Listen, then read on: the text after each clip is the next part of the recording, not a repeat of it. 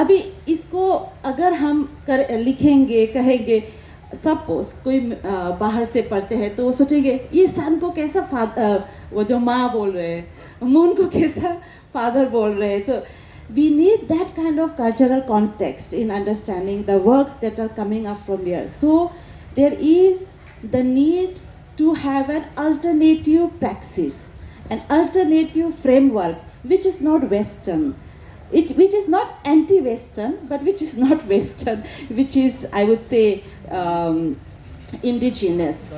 We need that to understand all these nuances. Other example I would like to talk about is just a creative writing way in poetry writing, novel, the use of literary devices like you have metaphors and similes.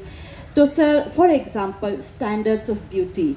Recently, एक बहुत like social media में hit हुआ था वो हीरा मंडी का that actress I think Amrita Rao, if I'm not wrong, उसका गजगामिनी इतना like it became such a I would say popular हो गया था. So Gajgamini means it's like the walk of an elephant. नहीं तो एलिफेंट को अगर हम किसी औरत को बोलेंगे you are like an elephant, वो तो गुस्सा आ जाएगा ना. It's not a beauty standard, but the walk of an elephant is very beautiful, sultry. It's like the walk of a dear.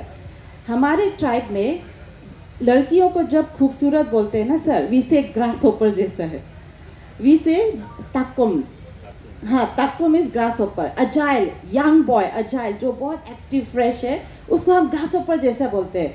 And young boy को हम व्हेन उसका ये जो मोस्टाच निकलने लगता है, we say you are like a rooster. तो हमारा एक फ्रेज है रोक्पो पोलुद्दू means you are fresh, this is coming out like a rooster. That is our standard of beauty and we want that it must be accepted. उसको भी मानना चाहिए कि हाँ, grasshopper is a standard of beauty मेरे culture में for a girl. And these are some examples. So I think कि अभी वो अवेयरनेस आ रहे हैं. Our authors are creating, we are looking forward to that kind of writing. That is what in extension to sir I wanted to say. ऐसी संकर शैली आई है कि एक उपन्यास में उसमें डिस्कोर्स भी होता है, उसमें कविता भी होती है और तरह और विधाओं का भी हस्तक्षेप हुआ है.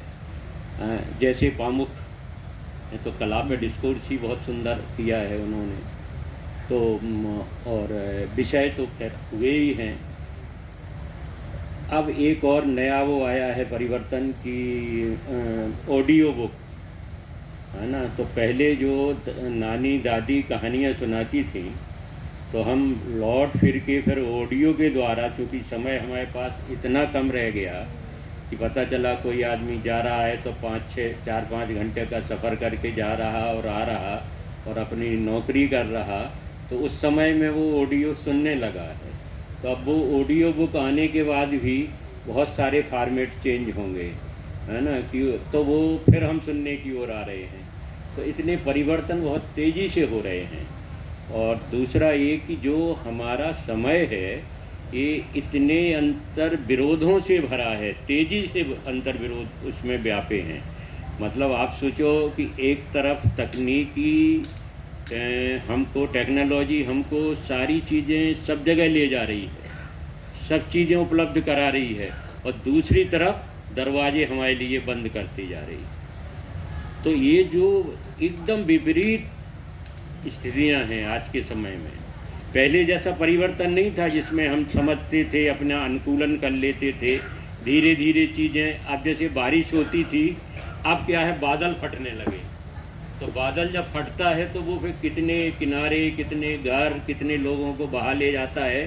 तो ऐसे परिवर्तन का है इस समय कि बादल के फटने जैसा हो रहा है. जो एआई आने के बाद तो अभी और ये परिवर्तन होना है कि हम असहायता हमारे को और घेरेगी. तो भविष्य के ट्रेंड में सत्ता के सामने और इस समय के सामने एक असहायता मनुष्य को घेरेगी. उस असहायता के भी विषय बनेंगे और उसके लिए भी कुछ ट्रेंड्स आएंगे. और जैसा हान ने अपने को एक नई तरीके से विषय और शैली और भाषा की, तो शायद वही उसके पास रहे। अंततः हो सकता है वो सारे उपाय होने के बावजूद बाहरी वो अकेला हो, बहुत अकेला हो, है ना। तो ये सारे पैटर्न्स भविष्य में समाये हुए हैं।